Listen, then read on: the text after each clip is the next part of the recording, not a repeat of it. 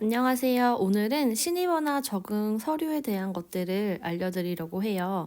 3월 달에 이제 새 학기가 시작되고 새로운 아이들이랑 새로운 반 담임을 또 맡으셨죠. 그러다 보니까 3월 달은 이직하신 선생님들도 새로운 서류 때문에 힘들고 기존 선생님들도 바꿔야 할 것들, 새로 구비해야 할 것들 굉장히 많아져서 또 연령도 달라지고 그래서 많이 힘들어 하시는 것 같아요. 그래서 신입원화, 새학기 적응 기간에 필요한 서류와 그리고 항상 서류를 할 때 이 서류를 왜 해야 되고 이러한 과정이 왜 필요한지 익혀두는 것은 굉장히 중요하거든요. 그래서 한번 이렇게 익혀두시면 다음부터 까먹거나 기준이 혼란스럽지 않으실 수 있기 때문에 한번 우리 적응 서류에 대한 것들 알아보면 좋을 것 같습니다. 먼저 신입원화한테는 적응 기간이 꼭 필요해요. 이런 부분을 또 학부모와 소통을 해야 되고 우리 아이는 원래 어린이집에 다녔기 때문에 적응 기간이 필요 없는데요 하시는 분들도 계시고 저희는 맞벌이를 하고 있어서 적응 기간에 협조가 좀 어렵습니다 하는 부모님들도 계실 거예요. 그런 부모님들과 소통하고 어린이집 적응 기간에 대해서 잘 설명하기 위해서는 아이들한테 왜 적응 기간이 필요한지 잘 선생님들이 알고 적절한 설명이 부모님들에게 이루어져야겠지요. 그래서 아이들은 처음에 어린이집에 오면 낯선 환경의 경험 때문에 불안을 느낄 수밖에 없어요. 원래 어린이집에 다녔던 아이들도 교실이 바뀌고 선생님이 바뀌고 또 선생님도 같은 교실에 있다고 하더라도 새로운 친구, 낯선 친구가 새로 입소했다거나 그런 작은 변화 때문에도 아이들은 불안을 느낄 수가 있어요. 그리고 기본적으로 신입 원아들은 현관에서 부모님과 분리되는 그 자체만으로도 굉장히 무섭고 큰 불안함을 느낄 수 있다는 거. 아까 말씀드렸던 것처럼 새로운 교실과 친구들의 변화, 그리고 교실은 그대로라고 하더라도 원래 내가 가지고 놀던 놀잇감, 처음 보는 물건 이런 것들 때문에 아이들이 불안하고 무서워할 수 있다는 거 선생님들이 충분히 알고 부모님에게 설명을 해드리면 좋을 것 같습니다. 결국에는 적응이라는 것은 아이들이 이 어린이집, 이 교실을 안전하고 편안하다라고 느끼게 되는 거예요.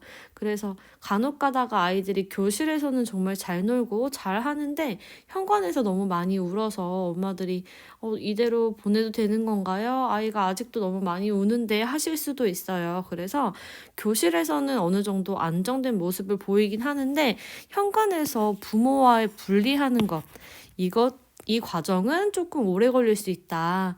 이 부분을 부모님에게 좀 잘 설명을 드리고 적응 기간에는 부모님께 아이가 잘 노는 사진, 그리고 아이가 좀 특별한 모습을 보였다거나 아니면 어제는 굉장히 많이 울었는데 오늘은 조금이라도 덜 울었거나 이런 부분에 대한 것들을 어머님과 전화 자주 해주셔서 소통을 해주시면 조금 더 선생님을 신뢰하고 어린이집을 보내는 데에 어머님들이 좀 마음을 많이 놓으실 수 있을 거예요.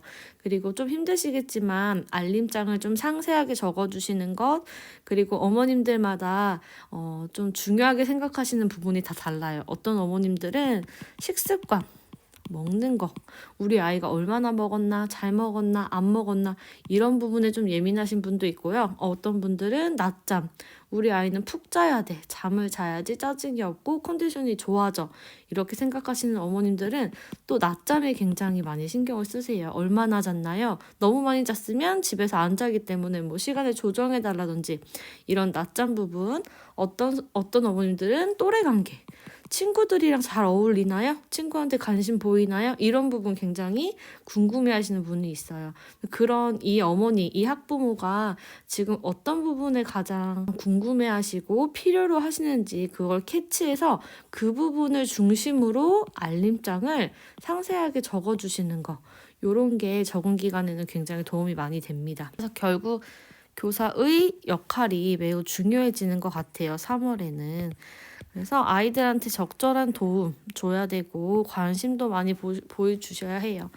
상호작용도 굉장히 많이 해주셔야 되고 스킨십도 많이 해주시고 사랑한다, 보고 싶었어, 기다렸어 이런 이야기들도 많이 해줘서 아이들이 좀 안정될 수 있도록 정서적인 지원, 그리고 방금 말씀드렸던 이 모든 학부모와의 소통 굉장히 중요합니다.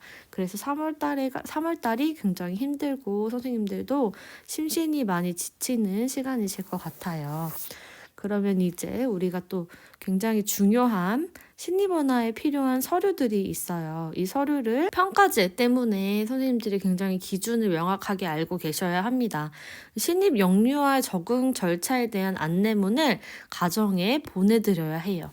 그 안내문에는 실시 기간과 방법이 적혀 있어야 돼요. 얼마나 어떻게 실시할 것이고 그 기간에 어떤 식으로 적응 기간을 가질 거야 라는 방법이 적혀 있어야 합니다. 이건 평가제에서 보고 있기 때문에 굉장히 중요하다. 그리고 신입 적응 관찰 기록. 선생님들마다 부르는 말씀이 다르세요. 뭐 적응 일지, 적응 관찰 기록, 뭐 초기 적응 기록 뭐 이런 식으로 하시는데요. 결국은 신입 원화가 적응하는 과정을 적은 기록물이겠죠. 평가제에서는 최소 5일 이상 적도록 하고 있어요. 월, 화, 수, 목, 금 평일로만 이루어져야 하고요. 그 적응 일지에는 단계적인 적응 과정이 들어가야 합니다.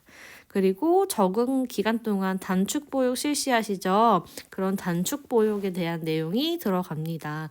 선생님들이 3월 달에는 관찰일지도 쓰고 적응일지도 쓰다 보니까 일이 굉장히 많고 이 적응일지가 대부분 관찰 기록으로 이루어지기 때문에 적응일지가 관찰일지로 인정받을 수 있어요. 근데 중요한 건 이렇게 인정받으려면 이 적응일지, 적응하는 동안 관찰한 모습이 놀이 모습이거나 일상에 관련된 모습이어야 해요. 그래서 그냥 관찰일지에 뭐 월요일 잘 들어와서 적응함 이런 식으로 쓴다면 당연히 적응일지가 관찰일지로 인정받을 수 없겠죠. 그렇기 때문에 적응일지를 관찰일지 쓰듯 놀이와 일상의 모습을 자세히 기록해 주신다면 그 적응일지가 관찰일지로 인정받을 수 있다. 그럼 어떻게 쓰는지 한번 서류 예시를 살펴보겠습니다. 이건 적응 절차 안내문 예시예요. 적응 절차 안내문을 가정에 보내드리는 것 평가제에서 확인하는 서류라고 했죠. 그래서 간단하게 적응 기간은 어떤 기간인가요? 우리 어린이집에서는 이런 이유 때문에 적응 기간이 필요해요. 하고 가정의 간단한 안내와 적응 프로그램의 계획, 기간과 방법에 대한 안내가 있어야 된다고 했어요. 평가제에서. 그래서 적응 기간은 우린 이런 식으로 할 거야. 영아는 조금 더 적응이 필요하기 때문에 4주, 유아는 1주에서 4주긴 한데 조금 아이들 개별적인 특성에 따라서 적응 정도에 따라서 이 기간은 좀 줄여질 수도 있고 더 길어질 수도 있어요. 이런 식으로 예상을 한다는 계획.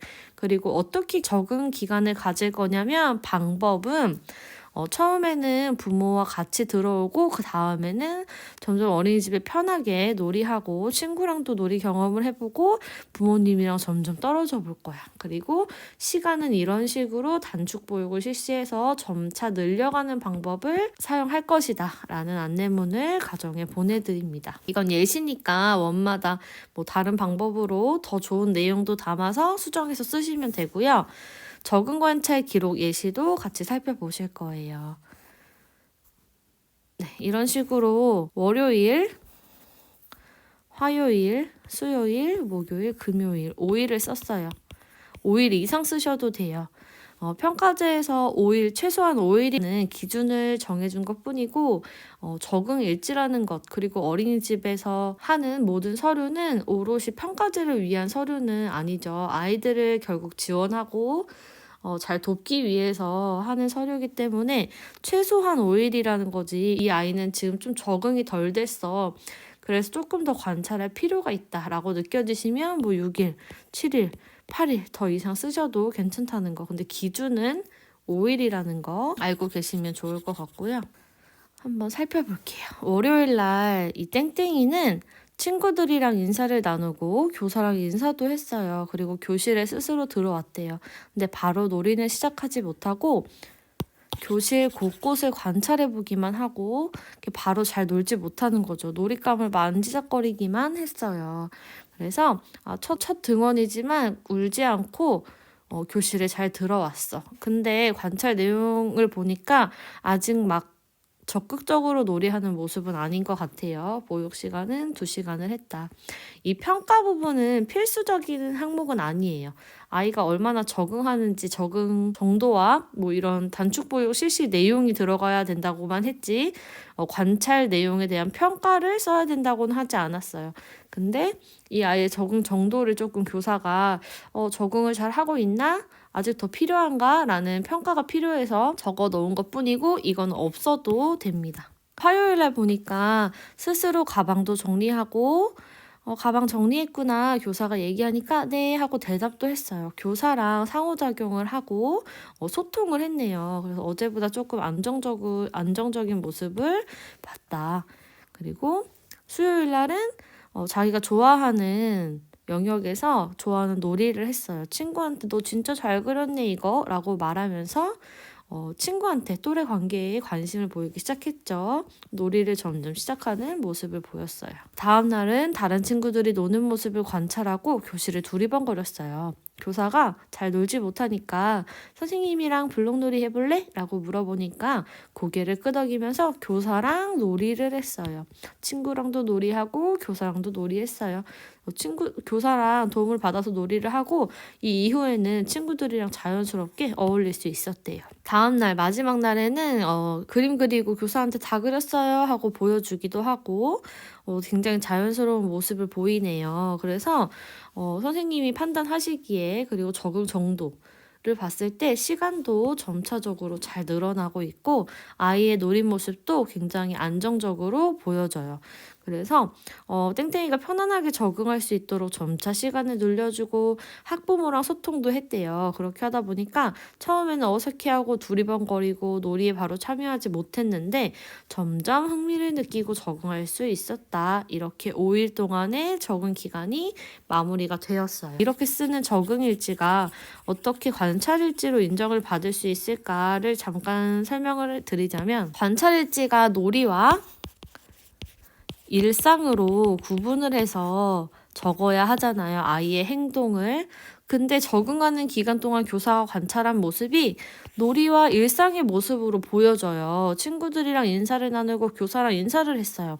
인사하는 모습, 일상생활. 관찰을 했죠. 그리고 자신의 사물함이 어디 있는지 찾아보고 가방을 정리했어요. 요것도 자기 가방을 스스로 정리정돈하는 모습이에요. 일상. 그 다음 날은 미술 영역에서 색연필을 이용해서 그림을 그렸어요. 친구랑 의사소통도 했어요. 그리고 같이 그림 그리기 하면서 놀이를 했어요. 놀이하는 모습을 관찰한 거예요. 놀이. 그리고 여기도 선생님과 같이 블럭놀이 했어요. 놀이.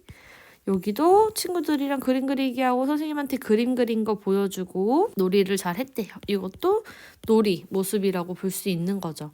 이렇게 이미 충분히 일상과 놀이에 대한 관찰을 적응 지원을 위해서 했기 때문에 굳이 3월 달에 또 관찰 일지를 적지 않아도 된다는 기준을 충족했다고 볼 수 있습니다. 이런 식으로 적응 일지를 써주시면 관찰 일지로도 인정을 받을 수 있고 아이들의 적응을 잘 관찰하고 도움을 줄 수 있는 아주 중요한 자료가 될 수 있어요. 그렇기 때문에 이렇게 적응 일지를 써주시면 됩니다. 또 궁금하신 사항이 있거나 필요하시면 제가 운영하는 카페나 블로그 들어와 보시면 여기 제가 보여드렸던 이 서류 적응 프로그램 관찰 쪽 예시 이 서류를 다운받을 수 있어요.